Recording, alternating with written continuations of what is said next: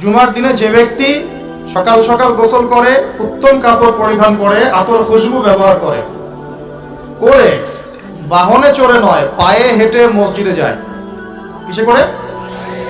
পায়ে হেঁটে মসজিদে যায় এবং খতিব ইমাম সাহেব খতিবের কাছাকাছি বসে, দূরে দূরে নয়, যতটা পারে কাছে বসে। আর এই কাছে বসতে গিয়ে মানুষের ঘাড় ডিঙানো যাবে না। যদি আপনার আগে কেউ চলে যায় তার ঘাড় ডিঙানো যাবে না, এটা অন্যায়। যদি আপনার আগে চলে যায় তাহলে সে আগে বসার অধিকার রাখে। তো ঘাড় না ডিঙিয়েই যদি যাওয়া যায়, যতটা সামনে যাওয়া যায় ইমামের কাছাকাছি বসে। এরপর ইমাম সাহেব খুতবা শুরু করলে মনোযোগ দিয়ে খুতবা শোনে। ইমাম সাহেব খুতবা শুরু করলে দিলের কান দিয়ে মনোযোগ দিয়ে খুতবা শোনে। খুতবা চলাকালীন কাউকে ডিস্টার্ব করে না, কাউকে কষ্ট দেয় না। মোবাইল টিপার তো প্রশ্নই ওঠে না, কাউকে কষ্টও দেয় না। এবং ইমামের সাথে নামাজ আদায় করে। কয়টা কাজ করলাম? আমার সাথে করেন। সকাল সকাল গোসল করে, তারপরে উত্তম কাপড় পরিধান করে, তারপরে আতর খুশবু ব্যবহার করে, পায়ে হেঁটে মসজিদে আসে এবং ইমামের কাছাকাছি বসে ইমামের সাথে নামাজ শেষ করে। এই কাজগুলো যে ব্যক্তি করবে সে ব্যক্তির আমলনামায়, ভালো করে শোনেন, সেই ব্যক্তির আমলনামায় ওই যে বাড়ির থেকে বের হয়ে প্রত্যেক পা হেঁটে হেঁটে গিয়েছে না, এক একটা পদক্ষেপের বিনিময়ে আল্লাহ পাক 1 বছরের নফল রোজা, 1 বছরের নফল নামাজের নেকি দিবেন। এই হাদিসটাকে আগে জানতেন?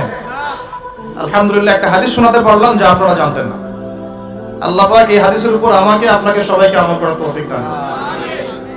তাহলে এখন কি দেরি করে যাবেন নাকি আগে যাবেন? 1 বছর নফল রোজা রাখা কি চারটাখানি কথা? 1 বছর নামাজ পড়া কি চারটাখানি কথা? কন্টিনিউয়াসলি, কোনো ঘুম নাই, ক্লান্তি নাই, কন্টিনিউয়াসলি নামাজ পড়েছে 1 বছর, কন্টিনিউয়াসলি রোজা রেখেছে, একদিনও বাদ দেয় নাই, চারটাখানি কথা? প্রত্যেক পদক্ষেপে পাবেন ইনশাআল্লাহ এই কাজগুলো আমল করলে। আরেকটা হাদিসে আসছে যে সবার আগে মসজিদে ঢুকবে সে একটা উট কুরবানির নেকি পাবে। তারপরে যে যাবে সে একজন গরু, একটা গরু কুরবানির নেকি পাবে। তারপরে একটা খাসি, তারপরে একটা মুরগি, এইভাবে করতে করতে করতে ডিম পর্যন্ত আসবে। এরপরে ইমাম যখন খুতবা শুরু করে দিবে তখন ফেরেশতারা খাতা বন্ধ করে ফেলে। এই যে ভালো করে শোনেন, ফেরেশতা মণ্ডলী জুমার দিনে দরজার সামনে দাঁড়িয়ে থাকে, মসজিদের দরজায় দাঁড়িয়ে থাকেন। কে আগে ঢুকলো সেটা লিখেন। এই যে আব্দুর রহমান আগে ঢুকেছে, এই যে আব্দুল্লাহ পরে ঢুকেছে 2 নম্বরে, আব্দুর রহিম 3 নম্বরে, এইভাবে লিখেন।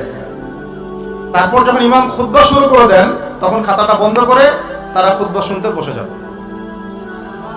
এরপরে যারা আসে তাদের নাম ওই লিস্টে আর ওঠে না।